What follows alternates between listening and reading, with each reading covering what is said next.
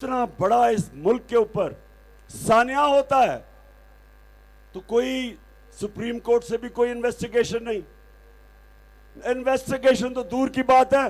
कहते हैं कि इमरान खान के ऊपर आर्टिकल 6 एक जज कहता है, मैं सबके सामने कहता हूं कि लगाओ मेरे ऊपर आर्टिकल 6 लगाओ, तो कम अज कम मुझे मौका मिलेगा। जो बातें अभी तक मैंने नहीं की, कम अज कम मैं अदालत के सामने वो बताऊंगा दुनिया को कि हुआ क्या इस कौम से कि हमें एक गवर्नमेंट को हटा के चोरों को ऊपर बैठा दिया। यानी वो चोर, फिर से मैं कहता हूं, 30 साल से इस मुल्क को लूट रहे हैं। पहले जनरल मुशर्रफ ने इनके सारे करप्शन के केस जरदारी के और शरीफ के माफ किए, एनआरओ दिया, मुल्क को अरबों रुपए का नुकसान करवाया। मैंने तब कहा कि जनरल मुशर्रफ, आपको किसने इजाजत दी थी कि कौम का पैसा चोरी हो और आप माफ कर दें? अपना पैसा चोरी हुआ माफ करें, कौम का पैसा आप कैसे माफ कर सकते हैं? उसने माफ किया। 10 साल ये दोनों बैठे रहे।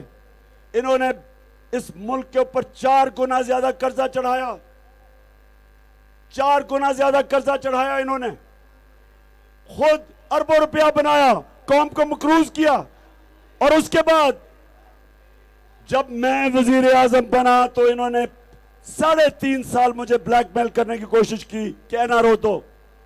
और आप सबको पता है, मैंने कहा अगर मैंने तुम्हें एनआरओ दिया, मैं इस कौम से सबसे बड़ी गद्दारी करूंगा।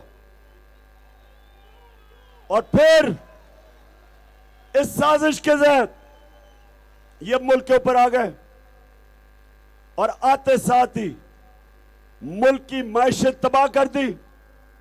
आज ब्लूमबर्ग, जो एक इंटरनेशनल मैगजीन जो दुनिया की इकोनॉमीज की उनके जायजा लेता है, उसके मुताबिक पाकिस्तान 4थे नंबर पे है।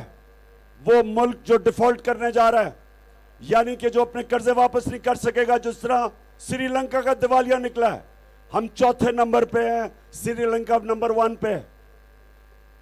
और सोच लें कि वो मुल्क 3 महीने पहले जो तरक्की कर रहा था, रिजर्व्स बढ़ रहे थे, इकोनॉमी स्टेबल थी, हर तरह मुल्क की इकोनॉमिक इंडिकेटर्स ऊपर सस्टेनेबल ग्रोथ पे जा रहे थे, वो 3 महीने के बाद आज 4थे नंबर पे है जो डिफॉल्ट करने जा रहा है। कौन है जिम्मेदार इसका? कौन है?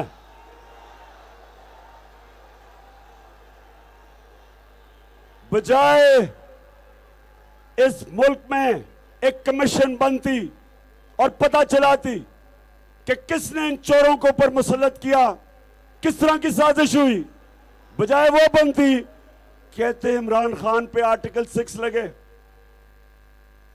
मैं आज फिर कहता हूं कि आर्टिकल 6 लगाओ, क्योंकि मैं एक एक चीज जानता हूं जो हुआ, जो मैं चुप हूं अभी तक, जो आपने मुल्क से किया, कि जो इकट्ठा मुल्क ऊपर जा रहा था, जिस तरह आपने उसको यहां आज उधर रख दिया कि जो वजीर आजम बनाया,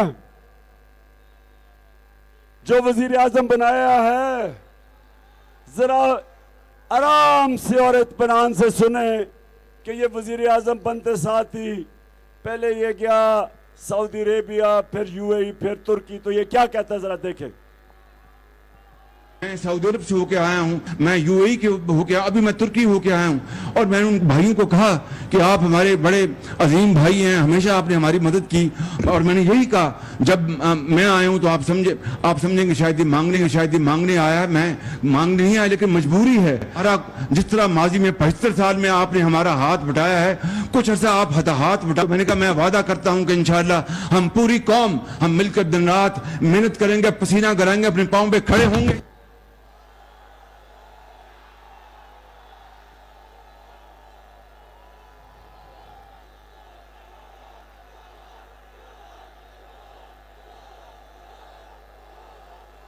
अब ये सुने, कहता सारी पूरी कौम पसीना पसीना लगा के मेहनत करेगी। और शहबाज शरीफ, ये कौम तो पसीना लगा के 70 साल से मेहनत कर रही है, चोरी तुम करके पैसा बाहर लेके जा रहे हो। और कौम तो गैरतमंद है, कौम तो ला इलाहा इल्लल्लाह के मानने वाली है, स्वाय अल्लाह के ना किसी से डरती है ना झुकती है। जिनकी गैरत कम है वो तो आप लोग हैं, भिखारियों की तरह बाहर जा रहे हैं। अपना जो बाहर पैसा पड़ा है आधा भी ले आओ तो मांगने की जरूरत नहीं पड़ेगी। अच्छा, अब ये आपने देखा, अब जरा बड़े भाई साहब को देखे, ये जब सदर ओबामा के साथ मिलने गए थे अमेरिकी सदर, जरा देखें क्या होता है।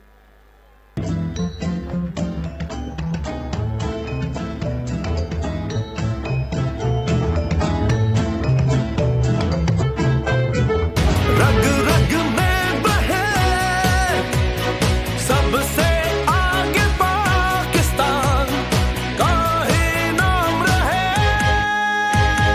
अब कोई हिम्मत ना हारो, तब्दीली आ गई है यारो। चाहे मुश्किलें हजारों, तब्दीली आ गई। सुना है, लेकिन किसी ने पर्ची पढ़ के थैंक यू नहीं कभी किया। उसकी वजह जनाब नवाज शरीफ साहब ऐसे बैठे हुए थे कि सामने कोई हेडमास्टर बैठा है, बल्कि हेडमास्टर भी नहीं,